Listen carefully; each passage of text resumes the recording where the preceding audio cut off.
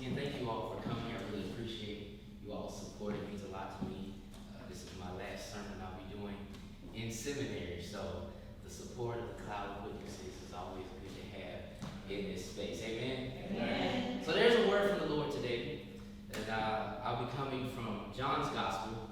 Before I get started, my name is Charles Hamilton, and I am in Stacy Rushing's group, and I will be coming out of the Gospel of John. So that's John 20, verses 26 through 33. 26 through 23. That's John 26 through 33.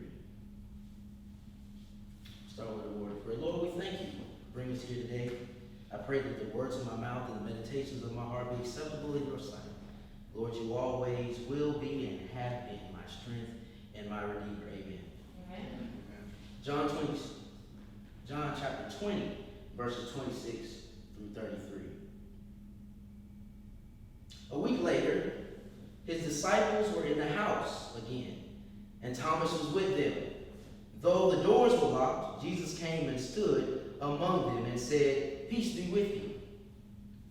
Then he said to Thomas, "Put your finger here. See my hands. Reach out your hand and put it in my side. Stop doubting and believe." Thomas said to him, "My Lord and my God." Then Jesus told him, "Because you have seen, you have believed. But blessed are those who have not seen and yet have believed." Jesus did many other miracles, signs, and in the presence of his disciples, which are not recorded in this book. But these are written that you may believe that Jesus is the Christ, the Son of God, and by believing you may have life in his name. May the Lord add a blessing to the reading of this word.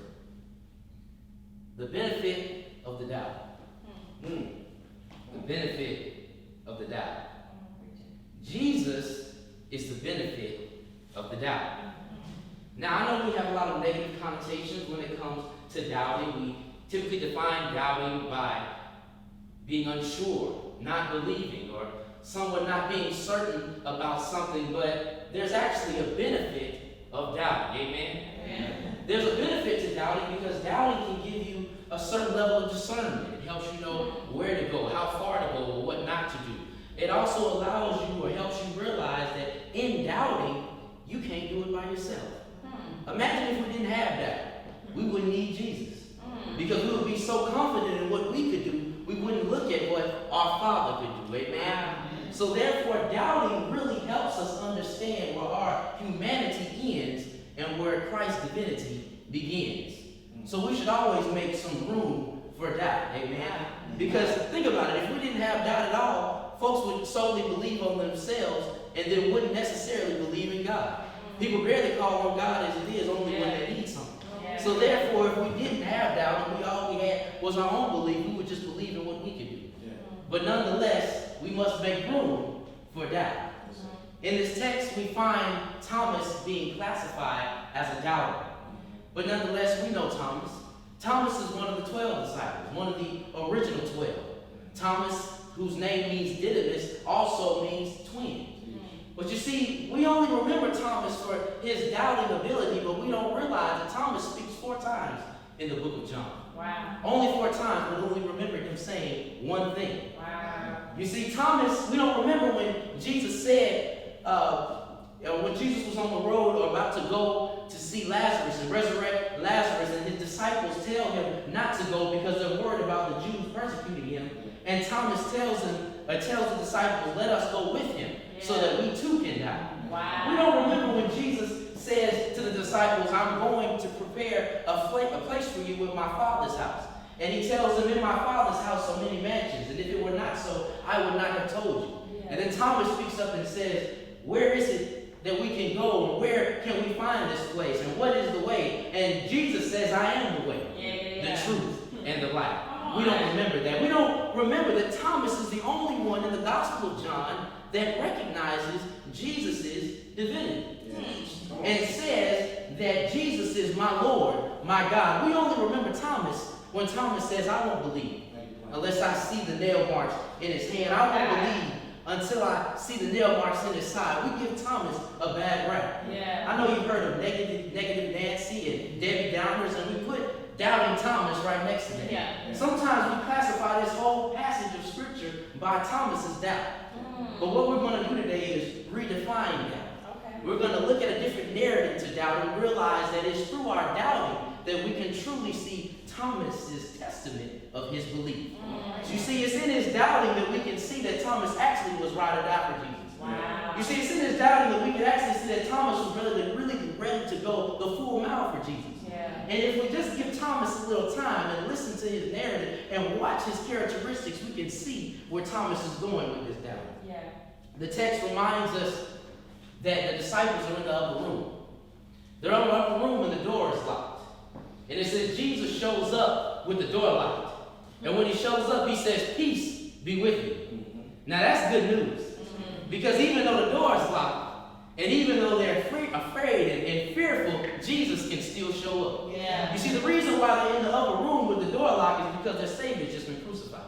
They know that he's been crucified by the Roman Empire. Therefore, they're thinking that they're going to come get me too. Wow. So they're hiding. They're in a place of fear. And what's interesting about this, he says, "Peace be with you." The last time we heard him say, "Peace be with you," was when they were on the water. And those of you all that were NOT know that water represents chaos. And that Jesus has a way of stepping on the storm and bringing peace in a time of chaos.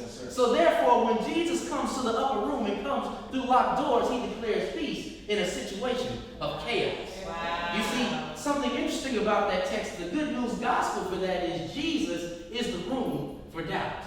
Jesus is the benefit of the doubt, I should say. One of the best parts about understanding Jesus is the benefit of the doubt is the fact that Jesus in that text can come through our locked doors. He can come through our locked doors of emotion, come through our locked doors of pain, come through our locked doors that we put up to protect ourselves and declare peace.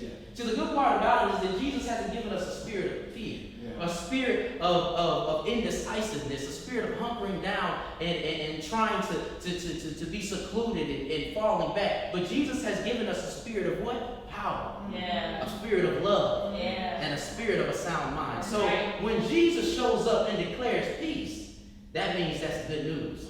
The text also says after that he goes directly to Thomas and he addresses his doubt. He goes to Thomas and he says, "Take my hand. Look at the hole marks in my hand." Yeah. He says, "Take my side. Put your hand here at my side." And then he commands him and says, "Stop doubting." Now, what's interesting about that is, if my friend had just got hurt, I wouldn't be rushing to go touch his wound. Yeah. You know what I'm saying? Yeah. They're not crucifying no more, but if he had gotten shot, I wouldn't want to go touch him. You know what I'm saying? I'm all right, I feel you. I'm just happy to see it. I'm not trying to run and touch the wounds, but Thomas says, "I want a personal relationship." And Jesus says, "Come on and get this personal relationship." Wow. You see, when Thomas comes and touches him where the hole marks is, Jesus is showing him that I hurt too. Wow. That you're not the only one that has pain. You're not the only one that hurts, but I hurt too in my side.